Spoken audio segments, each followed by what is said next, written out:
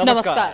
Prime समाचारमा स्वागत छ। म दृष्टिवाणी धिताल र म जीवन खड्का। सुरु गरौं अहिलेसम्मका प्रमुख समाचारबाट।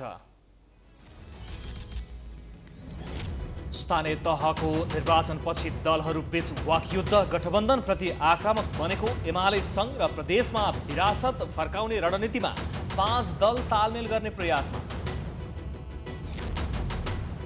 नेकपा यसको निर्णयलाई धज्जी उडाउँदै 4 मन्त्रीले पद नछोड्ने अडान, सिफारिस भएकाहरू नेतृत्वप्रति रुष्ट, पार्टी नै फुटको सङ्घारमा नेपाल र खनाल बीच द्वन्द्व।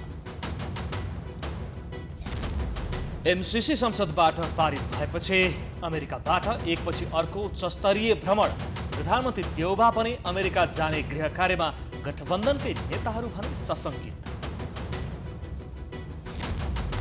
काठमाडौँ, भक्तपुर लगायत देशका विभिन्न ठाउँमा धान रोपाई सुरु, छिट्टै पानी परेपछि राहत, मल र बिउको अभावप्रति सरकार उदासीन भएको किसानको गुनासो।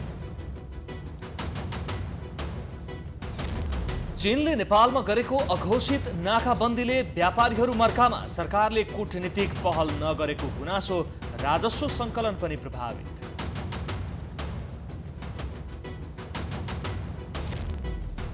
चीन र अमेरिकी रक्षा मन्त्री बीच भेटवार्ता, ताइवानले स्वतन्त्रताको घोषणा गरे युद्ध सुरु हुने चीनको चेतावनी।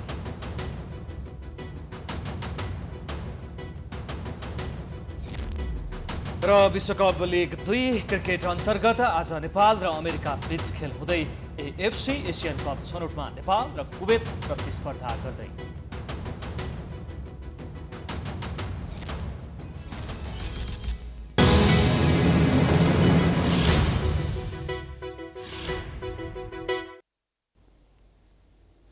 अब समाचार विस्तारमा। राजनीतिक दलहरू एक आपसमा आरोप प्रत्यारोपमा लागेका छन्। स्थानीय निर्वाचनको परिणामले विरासत गुमाउँदै दोस्रो शक्तिमा झरेको प्रमुख प्रतिपक्ष दल नेकपा एमाले गठबन्धन दलका हरेक काम र गतिविधिको कडा विरोध गर्न थालेको छ। यसैगरी सत्तापक्षले भने एमाले प्रमुख प्रतिपक्ष दलको भूमिका निर्वाह गर्न नसकेको दोषारोपण गरेको छ। एक रिपोर्ट। गत वैशाख 30 गते भएको स्थानीय निर्वाचनले प्रमुख शक्ति रहेको नेकपा एमालेलाई दोस्रो शक्तिमा झारेपछि गठबन्धन दलहरूसँग एमाले झन रिसाएको छ। गठबन्धन गरेकै कारण काङ्ग्रेस पहिलो शक्ति भएको एमालेको ठहर छ। उसले पछिल्लो अवस्थामा गठबन्धनका हरेक काम तथा गतिविधिको कडा रूपमा विरोध गर्न थालेको छ। जनताको जल्दा बल्दा समस्याको बारेमा बहस गर्ने र नीति निर्माण गर्ने थलो संसदलाई 9 महिना बन्धक बनाएको एमाले जेठ 3 गते बिना शर्त संसद सुचारू गर्न दिएपछि सबैले आश्चर्य मानेका थिए। यद्यपि उसले किन लामो समय अवरुद्ध गरेर बिना शर्त संसद सुचारू गर्यो अहिलेसम्म भरपर्दो रूपमा पुष्टि गर्न सकेको छैन। एमाले संसद सुचारू गरेपछि जेठ 15 मा सरकारले बजेट ल्याएको छ र बजेटबारे संसदमा छलफल चलिरहेको छ। सरकारको बजेट हावादारी र चुनावमुखी भएको दावी गरेको एमाले सरकारलाई अप्ठ्यारो पार्ने बहानामा अनावश्यक टिप्पणी गरेको भन्दै सत्तारूढ दलले एमालेको हरेक अभिव्यक्ति गैर जिम्मेवार भएको आरोप लगाएको छ। जिम्मेवार प्रतिपक्षको भूमिका भएन। उहाँहरू आफू चाहिँ संसद विघटन गर्ने, बाहिर बजेट ल्याउने, चुनाव घोषणा गर्ने र चुनावलाई प्रभावित गर्ने जस्तै गरेर चुनावलाई प्रभाव पार्ने गरी बजेट ल्याउने उहाँहरू हो। हामी त अहिले संसद छ, जनप्रतिनिधिहरू रहेको अवस्थामा नियमित बजेट ल्याएको, त्यसै यसको भन्दाफोर गर्ने भन्दा त्यो जिम्मेवारीपूर्ण कुरा होइन। त्यसले स्वयं प्रमुख प्रतिपक्षलाई नै घाटा पुग्छ। प्रमुख प्रतिपक्षी दल एमाले भने अहिलेको सत्तारूढ गठबन्धनले विगतमा एमाले सत्तामा हुँदा गरेको असिनो व्यवहार अहिले आफूले नगरेको बताएको छ। जनचासोका विषयलाई मात्र उठाउँदा सत्ताको विरोध गर्नु बाध्य भएको एमालेको भनाइ छ। जनताका आवाजहरूलाई बोलेका हौँ प्रतिपक्षको तर्फबाट। अब कुनै सत्ता पक्षलाई आलोचना गरौँ त भनेर बोलिएको विषय होइन। उहाँहरूले जुन ढङ्गले अब राज्य सत्ताको सञ्चालन गरेर जनतालाई एउटा राहत दिनु पर्दथ्यो त्यो कुरामा सत्ता पक्षको पटक्कै ध्यान पुगेन। त्यसैले तपाईँको चाहिँ अब यस्तो धेरै जघन्य अपराधको घटनाहरू घटेका छन् र हिजो कुनै बेला नेकपा एमाले सरकारमा हुँदाखेरि कुनै इस्युहरूलाई लिएर यति धेरै आक्रमण गर्थे विपक्षीले, तर आज हामीले त्यस्तो त गरेकै छैनौँ। राजनीतिका जानकारले भने राजनीतिक दलमा राजनीतिक संस्कार नभएको टिप्पणी गरेका छन्। दलहरूमा राजनीतिक संस्कार नभएकै कारण उनीहरू अनावश्यक रूपमा आरोप प्रत्यारोपमा उत्रने गरेको राजनीतिक जानकारको बुझाइ छ। राजनैतिक दलहरूमा सबभन्दा ठुलो कुरो राजनैतिक संस्कारको कमी छ। एउटा नेताले अर्को नेतालाई कुन रूपबाट चाहिँ आफ्नो चाहिँ विचारहरू व्यक्त गर्नुपर्छ, कुन रूपबाट त्यो नेतालाई सम्मान गर्नुपर्छ भन्ने भावना हाम्रा नेताहरूमा रहेको देखिँदैन।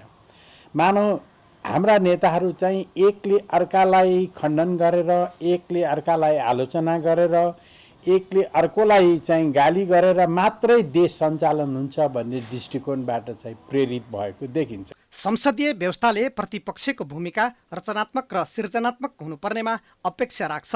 तर राजनीतिक दलका दलीय स्वार्थ पूरा नहुँदा उनीहरू अनावश्यक रूपमा एक अर्कामा आरोप प्रत्यारोपमा ओर्लिने गरेका छन्, जुन लोकतन्त्रको विकासको लागि बाधक छ।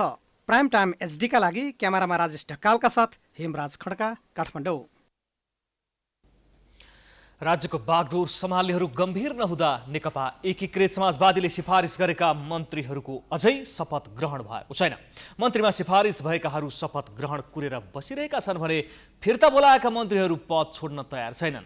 राजनीतिका विश्लेषकले भने दलको सिफारिस हुँदा पनि शपथ प्रक्रिया नहुनु दलहरू बीचको सङ्कट तथा कच्चा खेल भएको बताएका छन्। एक रिपोर्ट। सत्ताको एक घटक नेकपा एकीकृत समाजवादीले गत आइतबार सरकारमा सहभागी आफ्ना मन्त्रीलाई फिर्ता बोलाएर नयाँ पठाउने निर्णय गर्यो। नयाँ सिफारिस भएकाहरू सरकारमा जान हतारोमा छन् भने फिर्ता बोलाएकाहरू फिर्ता हुन सङ्कोच मानिरहेका छन्। शपथ ग्रहण प्रकरणको विषयलाई लिएर प्रधानमन्त्री देउवाले पार्टीभित्र खेलिरहेको समाजवादीको आरोप छ। बजेट अधिवेशन चलिरहेको र मन्त्रीहरूले जवाफ दिनुपर्ने कारण देखाउँदै समाजवादीले सिफारिस गरेका नयाँ मन्त्रीलाई शपथ ग्रहण गराउन प्रधानमन्त्री देउवाले अस्वीकार गरेपछि समाजवादीमा थप किचलो बढेको छ।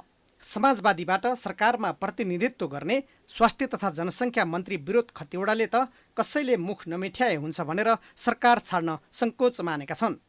हरेकको त शपथ ग्रहणबाट सुरु हुन्थ्यो नि, हामीले शपथ ग्रहण गरेर आएको, नयाँ त पुनर्गठन गरेपछि नै हो। पुनर्गठनै भाषण त शपथ हुन्छ त। त्यो हल्ला हेर्नु भने त प्रत्येक दिन 1 वर्षको समाचार 3 वर्षको समाचार हेर्ने एभ्री डे एउटा हल्ला आइरहेको हुन्छ नि। न त समाचारको घरि बन्ने हेर्ने के लेख्ने के लेख्ने हेर्ने के हेर्ने, त्यो मुख मिठाएर नबसे हुन्छ। नेतृत्वले फिर्ता बोलाउने निर्णय गरेपछि समाजवादी तर्फका बहालवाला मन्त्री आइतबार नै प्रधानमन्त्रीलाई भेट्न बालुवाटार पुगेका थिए। प्रधानमन्त्री देउवालाई उनीहरूले आफूहरूलाई मन्त्रीबाट हटाए सरकारलाई दिएको समर्थन फिर्ता गर्ने र बहुमत सदस्य आफूहरूसँग रहेको बताएपछि प्रधानमन्त्री देउवा उनीहरूप्रति सकारात्मक भएको स्रोतको भनाइ छ। राजनीतिका जानकारले भने सार्वभौम पार्टीले सिफारिस गरेका मन्त्रीलाई शपथ ग्रहण नगराउनु राज्यको बागडोर सम्हाल्नेहरूको कच्चा खेल भएको टिप्पणी गरेका छन्। मन्त्रीहरू सिफारिस हुन्छन्, तयार हुन्छन् उनीहरू शपथ ग्रहण गर्न, सारा मिडियामा त्यो सम्पूर्ण कुराहरू आइसकेका हुन्छ, तर तत्कालै फेरि क्यान्सल हुन्छ। यो भनेको एकदम कच्चा खेल जस्तो लाग्छ मलाई। यसरी कच्चा खेल गर्नु हुँदैन। राज्यमा राज्य सञ्चालन गर्ने, राज्यको बागडोर सम्हाल्नेहरू जिम्मेवार भएर प्रस्तुत हुनुपर्छ। चाहे ती सत्ता पक्षका हुन् चाहे प्रतिपक्ष हुन्, होइन, सत्ता पक्षका मान्छेहरू त अझ बढी जिम्मेवार हुनुपर्छ, अझ बढी संवेदनशील हुनुपर्छ। त्यो संवेदनशीलता र जिम्मेवारपन चाहिँ देखिएन, कच्चापन देखियो। यसले गर्दाखेरि वास्तवमा जनतामा अझ वितृष्णा पैदा हुन्छ, समाजमा हरेक कुरामा गतिविधिहरूमा गतिरोधहरू सिर्जना हुन्छन्, विश्वासको सङ्कट सिर्जना हुन्छ। हुन त नेपालमा मन्त्री बन्न खास योग्यताको आवश्यकता पर्दैन। योग्यता र क्षमता नभए पनि नेतृत्वको प्रिय भए सहजै मन्त्री बनेका पनि उदाहरण छन्। मन्त्री हुनको निम्ति खास योग्यताको जरुरी नपरेपछि सांसदले मन्त्री बन्न पाइहाल्छ। यहाँ त सांसदभन्दा बाहिरबाट पनि मन्त्री बनाइराख्नु भएको छ नेताहरूले। त त्यसले गर्दाखेरि अब पर्फर्मेन्स गर्न सक्ने क्यापेबल मान्छे भन्दाखेरि पनि नेताहरूको प्रियलाई बनाउने चलन भनेको त्यो अनडेमोक्रेटिक हो, दुःखद कुरा हो। शपथ ग्रहण प्रकरणलाई लिएर नेकपा एकीकृत समाजवादीभित्र किचलो पैदा भएको छ। त्यसकारण पनि नेतृत्वले नयाँ मन्त्रीहरूलाई तत्काल शपथ ग्रहण गराएर आफ्नो निर्णय कार्यान्वयन गर्न चाहन्छ। तर प्रधानमन्त्रीले अनेक बहानामा शपथ ग्रहण रोकेको भन्दै समाजवादीको नेतृत्व रुष्ट बनेको छ। Political bureau, prime time HD, Kathmandu. अमेरिकी सेनाका एसिया प्रशान्त क्षेत्रका प्रमुख चार्ल्स ए फ्लिन अहिले नेपाल भ्रमणमा छन्। एमसीसी संसदबाट पारित भएपछि अमेरिकाबाट एकपछि अर्को महत्त्वपूर्ण व्यक्तिहरू नेपाल आइरहेका छन्। प्रधानमन्त्री शेरबहादुर देउवा पनि निकट भविष्यमै अमेरिका भ्रमणमा जाने तयारीमा जुटेका छन्।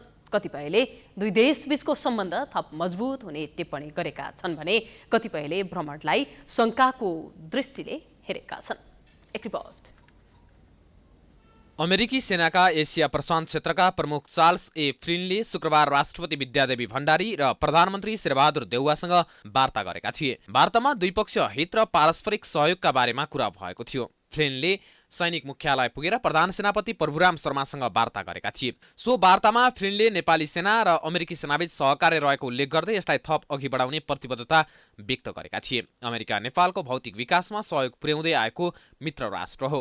पछिल्लो समय नेपाल र अमेरिकाको सम्बन्ध अत्यन्तै नजिक देखिएको छ। दुवै देशको तर्फबाट निरन्तर उच्च स्तरीय भ्रमण, एमसीसी पास लगायतका कारणबाट नेपाल र अमेरिकाको सम्बन्ध अझै बलियो बनेको परराष्ट्रविदको भनाइ छ। पूर्व परराष्ट्र मन्त्री डाक्टर प्रकाश शरण महतले नेपाल र अमेरिका बीचको सम्बन्ध अझै मजबुत र प्रगाढ बनाउन यो भ्रमणले थप सहयोग पुग्ने बताए। नेपाल र अमेरिका बीचको सम्बन्ध धेरै पुरानो छ। सबभन्दा पहिला आर्थिक सहयोग गर्ने, आर्थिक विकासमा सहयोग गर्ने देश पनि हो अमेरिका। त्यस अर्थमा मलाई लाग्छ यो पछिल्लो समयमा भ्रमणको आदान प्रदानलाई पनि मैले नौलो रूपमा ल्याएको छैन। नेपालको संसदबाट एमसीसी पास भए पनि पछिल्लो समय नेपाल र अमेरिकाको सम्बन्धलाई लिएर शङ्काको दृष्टिले समेत हेर्ने गरिएको छ। एमसीसी परियोजनाको विषयमा तीव्र विवाद भए पनि नेपालको संसदले एमसीसी सम्झौता पास गरिसकेको छ। त्यसपछि अमेरिकाबाट एकपछि अर्को गर्दै महत्त्वपूर्ण व्यक्तिहरू नेपाल आइरहेका छन्। अब प्रधानमन्त्री देउवा पनि अमेरिका जाने गृह कार्यमा छन्। सत्ता पक्षकै कतिपय नेताले भने देउवाको अमेरिका भ्रमणमाथि प्रश्न उठाएका छन्। त्यो आवश्यक छैन भन्ने लाग्छ। अहिलेको सुरक्षा संवेदनशीलतालाई ध्यानमा राखेर, राष्ट्रिय सुरक्षा संवेदनशीलतालाई ध्यानमा राखेर चाहिँ यो भिजिटका कार्यक्रमहरू स्थगित गर्नलाई म गम्भीरतापूर्वक हार्दिक आग्रह गर्न चाहन्छु। असार दोस्रो साता प्रधानमन्त्री शेरबहादुर देउवा, परराष्ट्र मन्त्री डाक्टर नारायण खड्का तथा प्रधान सेनापति प्रभुराम शर्माको टोली अमेरिकाको भ्रमणमा जान लागेको छ। यसअघि अमेरिकी सहायक विदेश मन्त्री डोनाल्ड लू र उपसहायक विदेश मन्त्री केली किडरलिङ, अमेरिकी सहयोग परियोजना मिलेनियम च्यालेन्ज कर्पोरेसन एमसीसी की उपाध्यक्ष फतिमा मोर लगायतले नेपालको भ्रमण गरिसकेका छन्। नेकपा एकीकृत समाजवादीले मन्त्री बनाउन सिफारिस गरेकाहरूको शपथ हुन सकेको छैन। यस्तै सत्ताको अर्को घटक जनता समाजवादी पार्टीमा पनि मन्त्रीका आकांक्षीहरूले बहालवाला मन्त्रीलाई फिर्ता बोलाएर आफूलाई मन्त्री बनाउन दबाब दिन सुरु गरेका छन्। असन्तुष्ट पक्षले अध्यक्ष यादव विरुद्ध हस्ताक्षर अभियान नै चलाएपछि राजपामा थप विवाद देखिएको छ। एक रिपोर्ट। जसपाका मन्त्रीका आकांक्षीहरूले आफूहरूलाई मन्त्री नबनाए पार्टी विभाजन गर्नेसम्मको धम्की दिन सुरु गरेका छन्। जसपा अध्यक्ष उपेन्द्र यादवले पनि पछिल्ला दिनमा मन्त्रीहरू नफेर्ने र चुनावसम्म गठबन्धनमा निरन्तरता दिने सङ्केत गरेपछि असन्तुष्ट पक्ष रिसाएको छ। अध्यक्ष यादवमाथि पहिले 6 महिनामा मन्त्रीहरू फेर्ने बताएर अहिले बेवास्ता गरेको आरोप उनीमाथि पार्टीभित्रका असन्तुष्ट पक्षले लगाउन थालेका छन्। अहिले जसपामा 19 जना सांसद छन्। पछिल्लो समय उपेन्द्र यादव र बाबुराम भट्टराईबीच दूरी बढेकाले पनि जसपा फुट्न सक्ने अनुमान गरिएको छ। बाबुराम भट्टराई र अशोक राई पक्षको असन्तुष्ट समूहले उपेन्द्र यादव विरुद्ध हस्ताक्षर अभियान सुरु गरेको छ। सत्ता र शक्तिकै लागि जसपामा तीव्र असन्तोष बढेको छ। उनीहरूले बहालवाला मन्त्रीलाई फिर्ता बोलाएर आफूलाई नपठाए जुनसुकै निर्णय गर्ने चुनौती दिएका छन्। बीचमा चुनाव आएको कारणले हामी चुनावतर्फ धकेलेका थियौँ। त्यस कारणले पनि कुनै साथीले त्यसमा इन्ट्रेस्टेड नगएको हो। तर अब यो विषय जोडतोडका साथ पार्टीभित्र जोडतोडका साथ उठ्छ। यो त दबाब बढ्छ। यो त बोलिसकेको विषय, यो मन्त्री बदल्नको लागि केन्द्रीय नेतृत्व वर्गले बोलिसकेको विषय, यसमा उहाँहरू आफै विचार गरे। त्यस्तै नेकपा एकीकृत समाजवादीले पनि नयाँ मन्त्री नियुक्ति गर्न सिफारिस गरेका आफ्ना मन्त्रीको शपथ ग्रहण नगराएकोमा प्रधानमन्त्री देउवासँग रुष्ट छ। उसले पार्टीको निर्णय अनुसार बहालवाला मन्त्रीलाई फिर्ता बोलाउन र नयाँलाई शपथ ग्रहण गराउन पुनः आग्रह गरेको छ। समाजवादीमा नयाँ सिफारिस भएका मन्त्रीका उम्मेद्वार र बहालवाला मन्त्रीबीच द्वन्द्व चर्किएको छ। बहालवालाले फिर्ता हुन सङ्कोच मानेका छन्। नयाँले शपथ ग्रहणको प्रतीक्षा गरिरहेका छन्। त्यसकारण नेतृत्वले शपथ ग्रहण गराउन प्रधानमन्त्री देउवालाई दबाब दिइरहेका छन्। सत्ता, शक्ति र शान तथा पदीय जिम्मेवारीका विषयलाई लिएर जसपा र समाजवादी बीच देखिएको विवादलाई समयमा साम्य नगरे विकराल रूप नलेला भन्न सकिँदैन। समाचारको सिलसिला जारी छ। हामी विश्रामपछि आउँछौँ। बाँकी समाचारको साथमा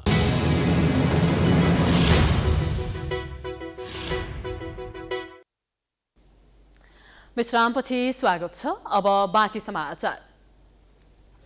नेकपा एकीकृत समाजवादीका सम्मानित नेता झलनाथ खनालले स्थानीय तहको निर्वाचनमा आफ्नो पार्टीलाई गठबन्धनले ठिक ढङ्गले मूल्याङ्कन र सम्मान गर्न नसकेको बताएका छन्।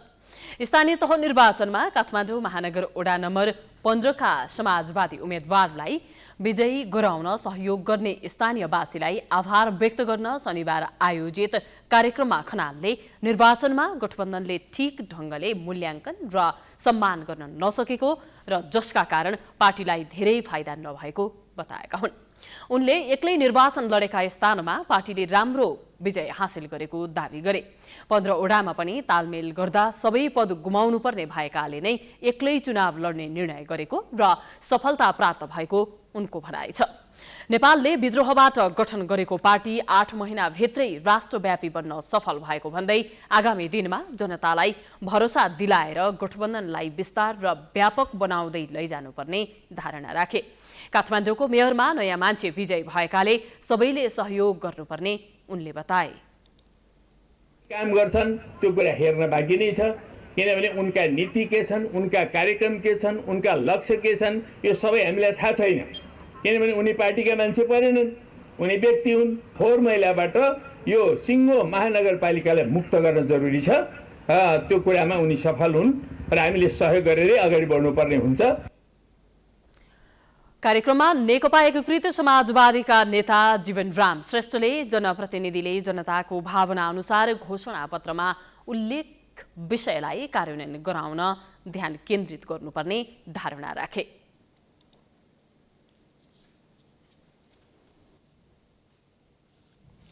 सडक भाँसिदा अवरुद्ध बनेको पृथ्वी राजमार्गको आबु खैरेनी मुगलिन खण्ड शनिबार दिउँसोबाट एकतर्फी सञ्चालनमा ल्याइएको छ। भाँसिएको ठाउँमा पहरो काटेर सडक फराकिलो पारिएकोले एकतर्फी रूपमा सबै प्रकारको सवारी आवत जावत गर्न दिएको प्रहरीले जनाएको छ। लामो समयदेखि यात्रुलाई शास्ति भएपछि एकतर्फी रूपमा सबै सवारीलाई सञ्चालनको अनुमति दिएको हो। शुक्रबार दिउँसोदेखि हलुका सवारी साधनलाई मात्र सञ्चालनको अनुमति दिएकोमा शनिबारबाट सबै सवारीलाई अनुमति दिएको हो। अनुमति दिएसँगै सडकमा अलपत्र परेका अधिकांश ठूला सवारी साधन गन्तव्यतिर लागेका छन्।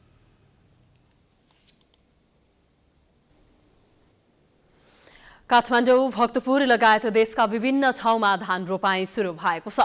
बेलैमा पानी परेकाले रोपाई सुरु भए पनि मल र बिउको अभाव भने कायमै छ।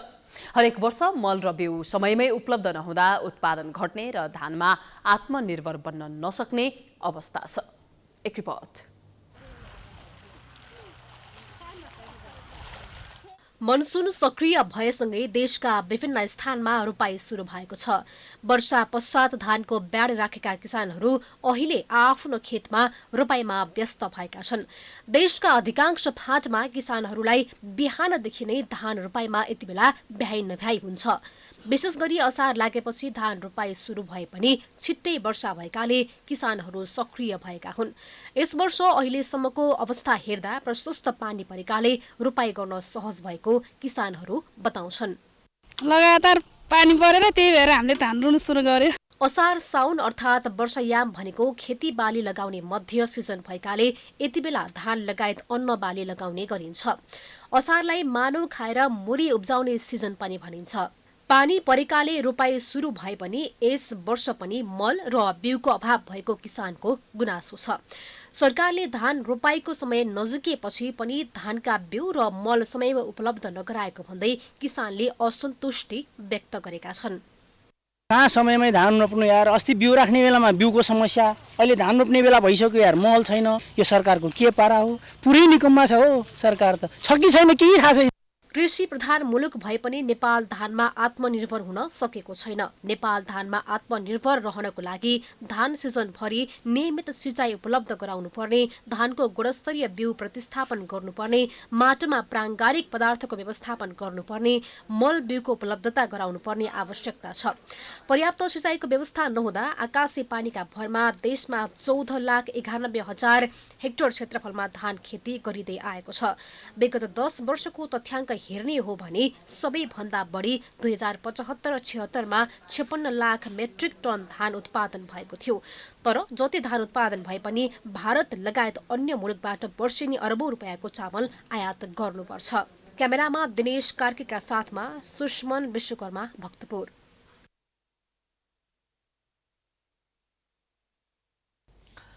काठमाडौँको टौदहमा विपद पूर्व तयारी तथा प्रतिकारका लागि अभ्यास गरिएको छ। जिल्ला विपद व्यवस्थापन समिति काठमाडौँको आयोजनामा शनिबार विपद प्रतिकार्य अभ्यास गरिएको हो। विपदमा परेकाहरूको खोज तथा उद्धारमा समन्वयात्मक तथा नेतृत्वदायी भूमिका आवश्यकता अनुसार उद्धार र राहत सामग्रीको बन्दोबस्ती, सुरक्षा निकायसँगको समन्वय तथा परिचालन लगायतका विषयमा केन्द्रित रहेर पूर्वाभ्यास गरिएको समितिले जनाएको छ। अभ्यासमा कार्यक्रममा नेपाली सेना, सशस्त्र प्रहरी र रेड क्रसको टोलीले काल्पनिक रूपमा पोखरीमा डुबेका व्यक्तिहरूको उद्धार र उपचार गरेको थियो। कार्यक्रममा काठमाडौँका प्रमुख जिल्ला अधिकारी गोविन्द प्रसाद रिजालले मनसुनका बेला काठमाडौँमा हुन सक्ने विपदका घटनाका लागि तत्कालै उद्धारका लागि तयारी अवस्थामा रहेको बताए। विपदका घटनामा धनजनको क्षति हुन नदिनका लागि तयार रहेको सन्देश दिनका लागि र विपदको पूर्व तयारीका लागि अभ्यास कार्यक्रमको आयोजना गरिएको हो।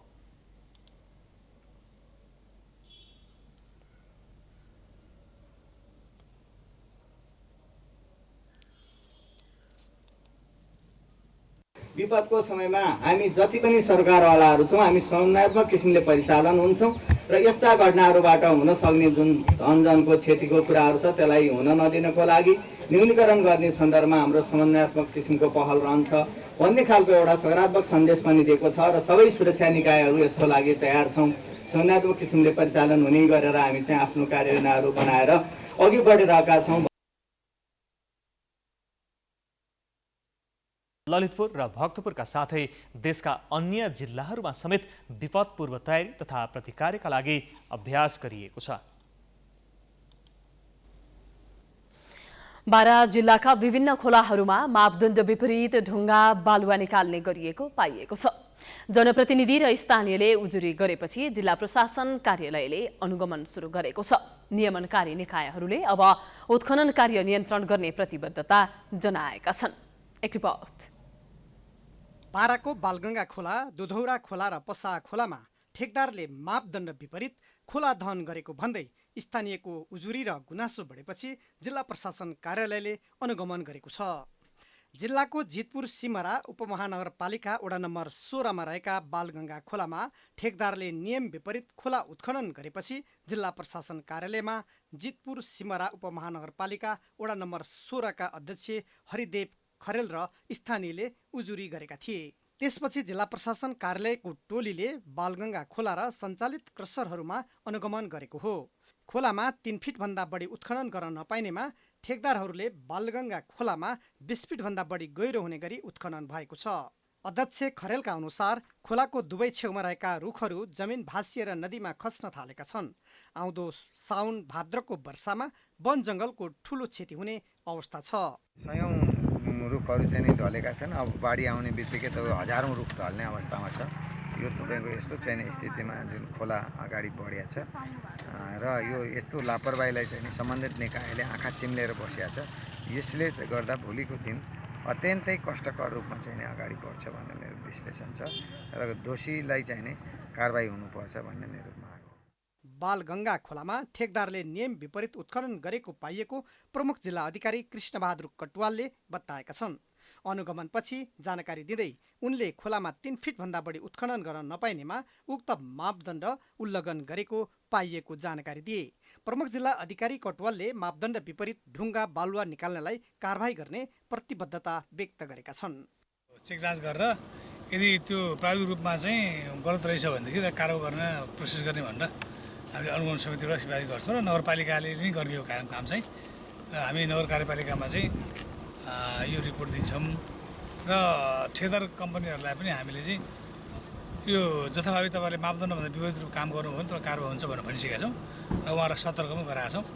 सो अनुसार चाहिँ उहाँहरूले अब आफ्नो नियमअनुसार काम गर्नुभयो भने उहाँलाई कानुनी कारबाही हुन्छ। जितपुर सिमरा उपमहानगरपालिका अन्तर्गत रहेका बालगंगा खोला, दुधौरा खोला र पसा खोलाहरूको ठेक्कापट्टा गरी बालुवा गिटी बेचेर आम्दानी हुने गरेको छ। 3 वटा खोलाहरूबाट ढुङ्गा बालुवा निकाल्न ठेक्का दिँदा सयौंले रोजगारी पनि पाएको उपमहानगरपालिकाका प्रमुख प्रशासकीय अधिकृत चेत कुमार पोखरेल बताउँछन्। तर उनले ठेकदारले लापरवाही नरोके ठेक्कापट्टा बन्द गर्ने चेतावनी दिए। सबै जनताको आम पब्लिकको पत्रकारहरूको सबैको साथ सहयोग रह्यो भने अवश्य पनि रोकिन्छ। हिजोका दिनमा हामीले रोक्न प्रयत्न गर्दाखेरि सम्भव नभएर मैले त महिनौसम्म चाहिँ रोकेकै हो, फाइल अगाडि नबढाएकै हो, नगर्ने केही पनि नगर्ने भन्दाखेरि ट्र्याक्टरवाला टिप्परवालाहरू हाम्रो रोजगारी गयो, हाम्रो विकास कसरी गर्ने, वडा अध्यक्षज्यूहरू चाहिँ हाम्रो वडामा गिराबल कसरी गर्ने, ढलान कसरी गर्ने भन्ने कुरा आएपछि यो फल्यो। बालगङ्गा खोला, दुधौरा खोला, पस्सा खोला लगायत 12 को अन्य खोलामा भइरहेको मापदण्ड विपरीत उत्खनन रोक्न अब ढिला गर्नु हुँदैन। अन्यथा बाढीको जोखिम मात्रै होइन, रुख बिरुवा समेत मासिनेर पर्यावरणमा नराम्रो असर पर्न जाने देखिन्छ। 12बाट श्रीकान्त कुमार गुप्ताको रिपोर्ट। नेत्र विक्रम चन्द विप्लव नेतृत्वको नेकपा निकट अखिल नेपाल ट्रेड युनियन महासङ्घ क्रान्तिकारी केन्द्रीय समितिले आगामी असारभित्र क्रान्तिकारी ध्रुवीकरण कार्यक्रमलाई तीव्रता दिने घोषणा गरेको छ। ध्रुवीकरण कार्यक्रम अन्तर्गत आज मात्रै माओवादी तथा मजदुर आन्दोलनमै रहेका विभिन्न 57 जना व्यक्तिहरू सो समितिमा प्रवेश गरेका छन्। रिपोर्टर्स क्लब नेपालमा आयोजित पत्रकार सम्मेलन मार्फत नारायण तोलाङ्गेको नेतृत्वमा 57 जना माओवादी तथा मजदुर आन्दोलनका अगुवाहरू समितिमा प्रवेश गरेका हुन्। समितिले आगामी 1 साताभित्र 4-5-6 को हाराहारीमा मजदुर आन्दोलनका विभिन्न पार्टीका सक्रिय अगुवाहरूलाई आफ्नो सङ्गठनमा प्रवेश गराउने जनाएको छ। समितिले श्रमिक तथा उत्पीडित जनता एकजुट हौं, मार्क्सवाद लेनिनवाद माओवाद जिन्दाबाद, एकीकृत जनक्रान्ति जिन्दाबाद भन्ने मूल नारा बोकेको छ। सोही नारा अनुसार ध्रुवीकरण कार्यक्रमलाई निरन्तरता दिइएको छ।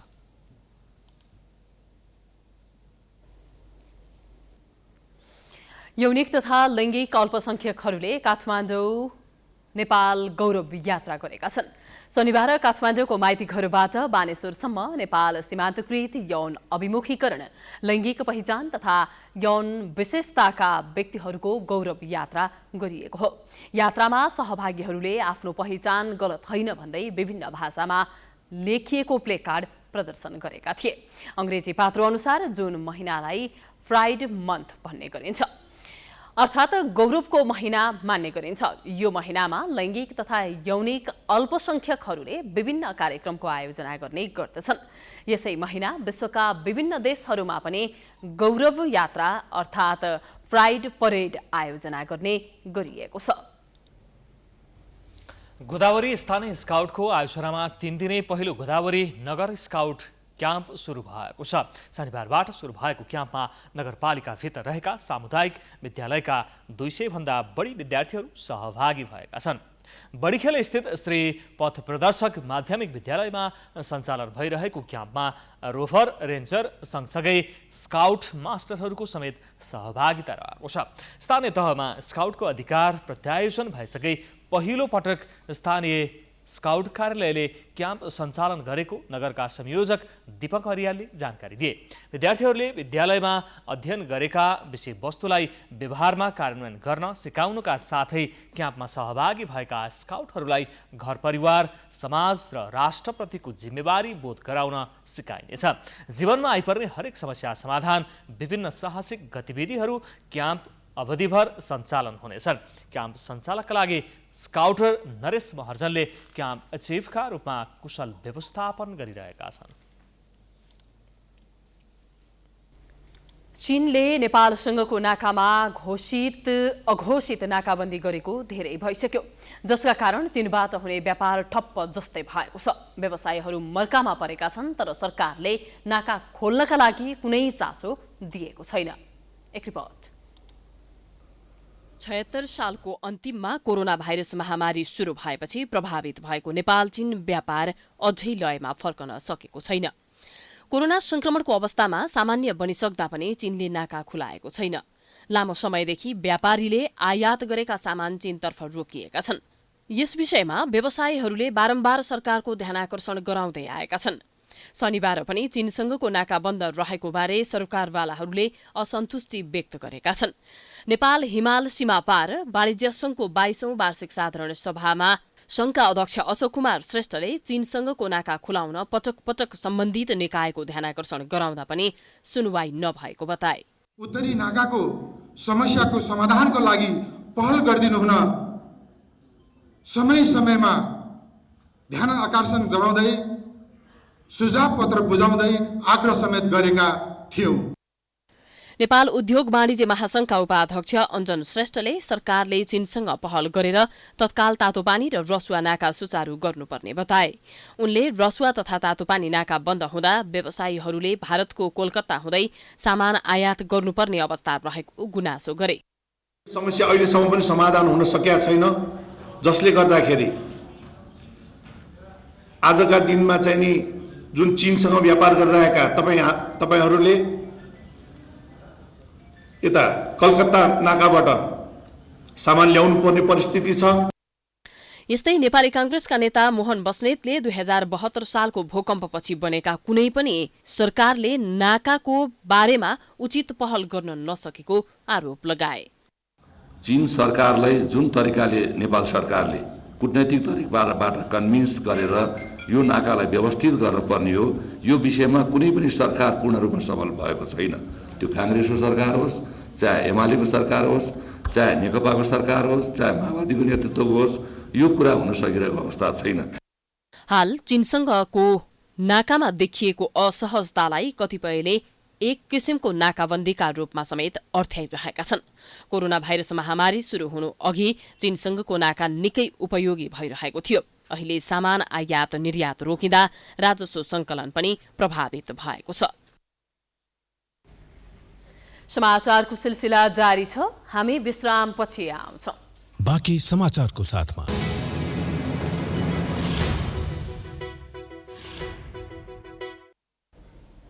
विश्रामपछि पुनः स्वागत छ। अब अन्तर्राष्ट्रिय समाचार।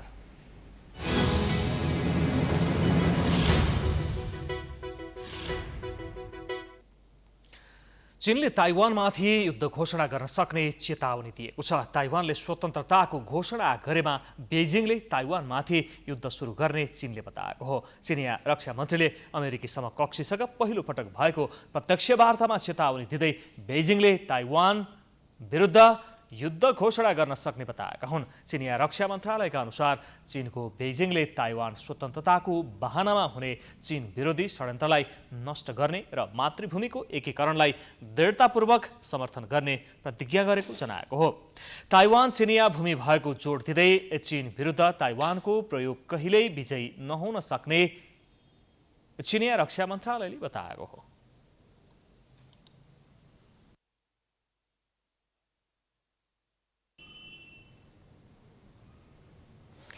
बोलिभियाको अदालतले पूर्व राष्ट्रपति जिनाइन एनेजलाई 10 वर्ष जेल सजाय सुनाएको छ। 2019 को राजनीतिक संकटका बेला सत्ता दुरुपयोग गरी कुको षड्यन्त्र गरेको भन्दै उनलाई जेल सजाय सुनाइएको हो। 54 वर्षीय एनेज विरुद्ध अदालतले संविधान विपरीत निर्णय गरेको मुद्दामा शुक्रबार दोषी ठहर गर्दै यस्तो फैसला सुनाएको हो।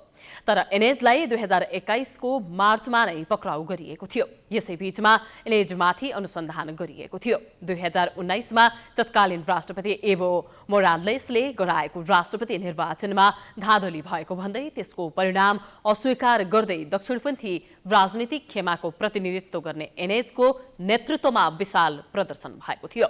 त्यसपछि एभो मोरालेस पदबाट राजीनामा दिएर मेक्सिकोमा निर्वाचनका लागि गएपछि एनेजलाई अन्तरिम राष्ट्रपति घोषणा गरिएको थियो। शुक्रबार अदालतको फैसला आएपछि एनेजले भने यस मुद्दामा आफू निर्दोष रहेको बताएकी छन्। साथै उनले न्यायको खोजीका लागि अन्तर्राष्ट्रिय समुदायलाई अपिल गर्ने पनि बताइएको छ। अब खेलकुद समाचार।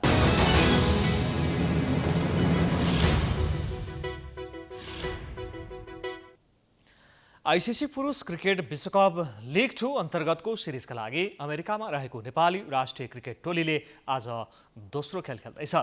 टेक्सस स्थित मोसा क्रिकेट मैदानमा नेपालले आज राति घरेलु टोली अमेरिका विरुद्ध प्रतिस्पर्धा गर्नेछ। नेपाल र अमेरिका बीचको खेल नेपाली समय अनुसार राति 9:15 बजे सुरु हुनेछ। अमेरिका विरुद्ध मैदान उत्रदा नेपाल सिरिजमा पहिलो जितको खोजीमा हुनेछ। नेपाल अमेरिकालाई हराउँदै 2 अङ्क जोड्न चाहन्छ। सिरिज अन्तर्गत पहिलो खेलमा नेपाल ओमानसँग 13 रनले पराजित भएको थियो। अमेरिका भने सिरिजमा लगातार दोस्रो जित निकाल्न चाहन्छ। पहिलो खेलमा अमेरिकाले ओमानलाई हराएको थियो। अमेरिका नेपालको चिर परिचित प्रतिद्वन्दी हो। पछिल्लो 4 भेटमा नेपालले अमेरिकालाई 3 खेलमा हराएको छ। लिग 2 मा नेपाल 13 खेलमा 12 अङ्क जोडेर 6औं स्थानमा रहेको छ। अमेरिका 21 खेलमा 20 अङ्क जोडेर चौथो स्थानमा रहेको छ।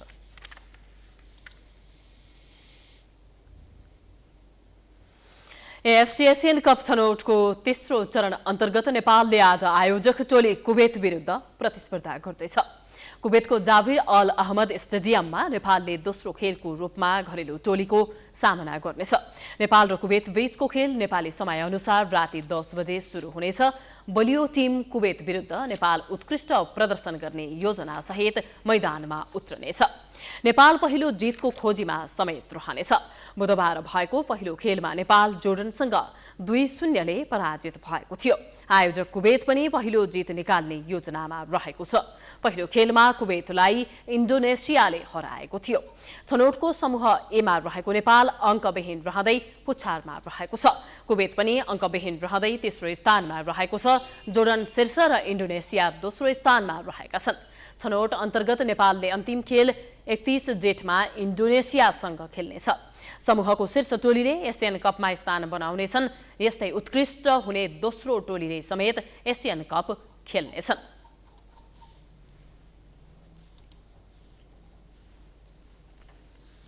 यसअघि हामी समाचारको अन्त्यमा आइपुगेका छौं। जाँदा जाँदै प्रमुख समाचार पुनः एकपटक।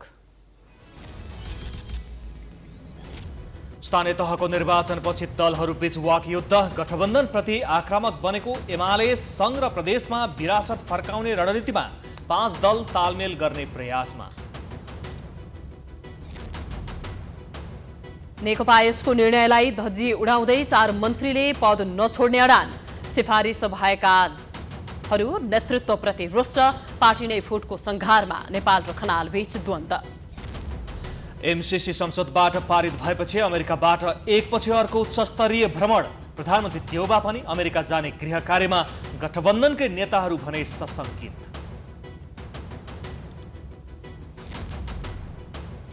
काठमाडौँ, भक्तपुर लगायत देशका विभिन्न ठाउँमा धान रोपाई सुरु। छिट्टै पानी परेपछि राहत, मल र बिउको अभावप्रति सरकार उदासीन भएको किसानको गुनासो। चीनले नेपालमा गरेको अघोषित नाकाबन्दीले व्यापारीहरू मर्कामा, सरकारले कूटनीतिक पहल नगरेको गुनासो। राजस्व सङ्कलन पनि प्रभावित।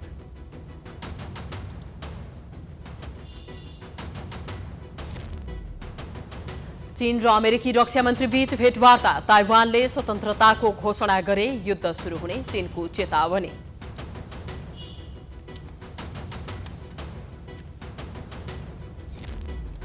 र विश्वकप लिग 2 क्रिकेट अन्तर्गत आज नेपाल र अमेरिका बीच खेल हुँदै एएफसी एशियन कप छनौटमा नेपाल र कुवेत प्रतिस्पर्धा गर्दै।